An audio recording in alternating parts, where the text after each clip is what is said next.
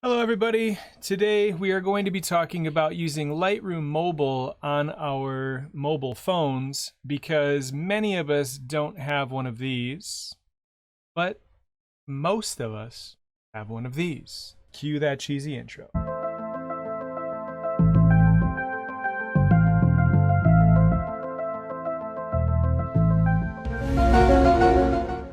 Today I'm going to show you how you can shoot with the Lightroom Mobile app on your phone, and it will allow you to shoot in RAW. That is a higher quality file format than a JPEG, which is typically what your camera phones would shoot with.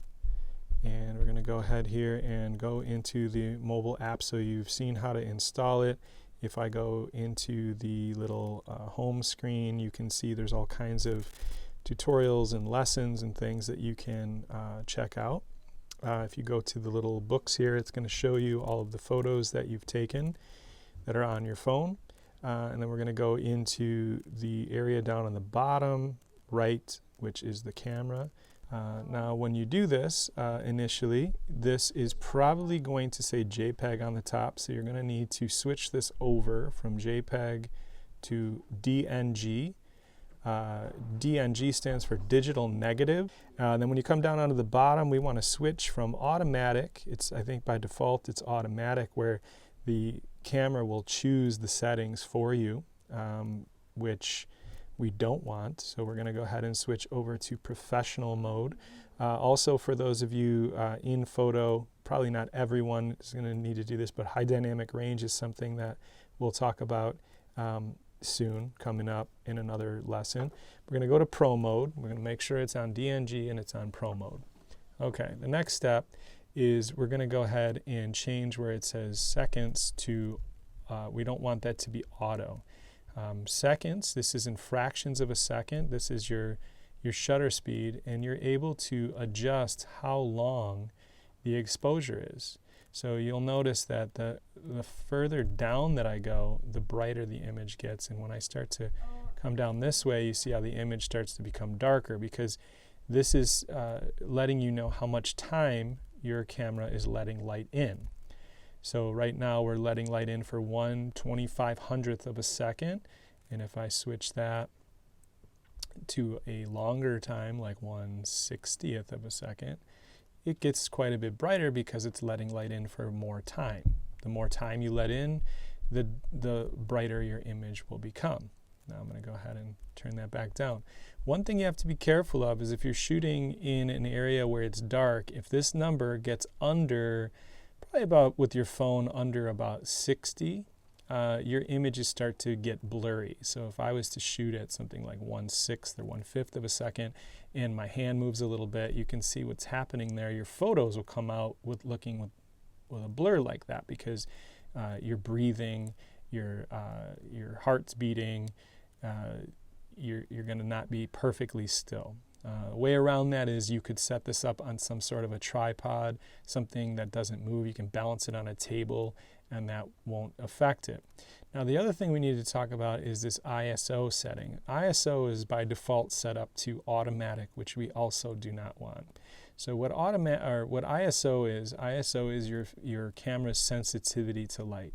The higher you turn this up, notice that number at the top of the screen there, the higher this number is, the more sensitive your camera is to light. The problem with that is the higher you turn this number up, the more grainy or lower quality your image becomes. Okay, so we want to try to keep this number as low as possible. Now, when we get down to 25, that's not going to work. I'm at 40 ISO right now. Now, this is actually a really nice feature on phones, is that they are able to shoot at such a low ISO. ISO 25 is going to give you a super high quality image. The problem with this is at 40 or 25, it's not sensitive enough to the light.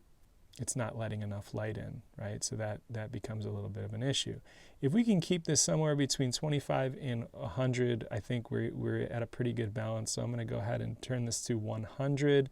I'm going to go ahead and change my shutter speed and lower it a little bit. And I'm getting close to that 60th of a second. which I think I'm going to be okay here. I'm able to stay still enough to get a nice sharp image with that. So I got a nice low ISO, and I have a long enough shutter speed to make this happen. So we want the ISO as low as we can get it, and we want the seconds or shutter speed to be as high as we can get it. Now go into the white balance. White balance is interesting. It's by default that's also on auto, but what that means is what kind of lighting is there in the room. So if I switch this over to these different settings for white balance, this one's fluorescent, this is tungsten. These are different kinds of light bulbs. This is daylight, so that's what it would be outside. If it's cloudy, it's going to warm things up for you. If you're outside, again, it's going to kind of warm things up for you. You're usually going to be somewhere in the daylight area. It's kind of odd that you would ever choose tungsten or fluorescent unless you're looking for a real particular effect. Okay, so I got that all set. Your focus here, and you can actually control the depth of field with this.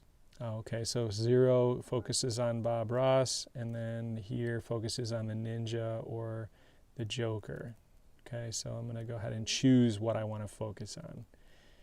Okay, so I got this manual focus or automatic. You can leave that on either one. If that's confusing to you, you know, you can just leave that alone. Autofocus for the most part, unless you have some really particular situation that you want to deal with and you want to blur out a certain area or focus on an area. Again, that would probably be a little more advanced for some, like maybe like the photo students. Everybody else can leave that probably on auto. Okay, we're ready to finally shoot the photo, so I'm going to go ahead and just tap the little camera icon right here, and it's going to create that exposure for us. And I'm going to go ahead and tap on Bob Ross, and you can see the picture that we have here. And then the next section of the video, we're going to talk about some editing tools that are available to you in Lightroom, and we're going to work through the editing in that. Thanks for watching. Like, there's like a little button that they put on the laptop or something, and then they say click it, and then you can never even miss a video. That's if you subscribe.